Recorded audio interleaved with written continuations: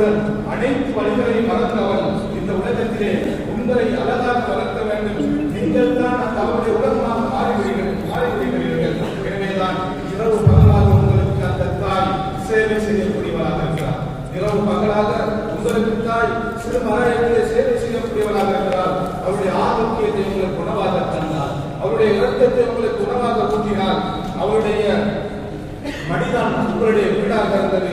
அவருடைய தோளும் அவருடைய நெஞ்சும் அவருடைய கைகளுமே நீங்கள் பயணிக்கக்கூடிய வாகனமாக இருந்தது.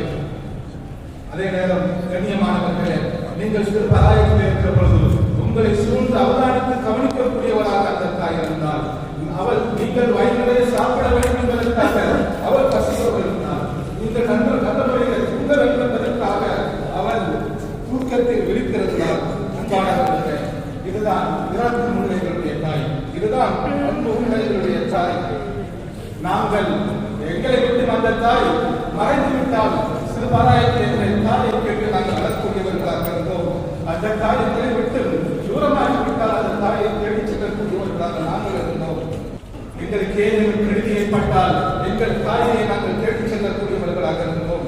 அதுபோல் அன்பானவர்களே, எங்களுடைய தாயோடு இருக்கிற பொழுது எல்லாமே எங்களுக்கு நலவாக இருக்கும் என்று நாங்கள் நினைக்கக்கூடியவர்களாக இருந்தோம். எனவேதான் தாயின் பார்வையை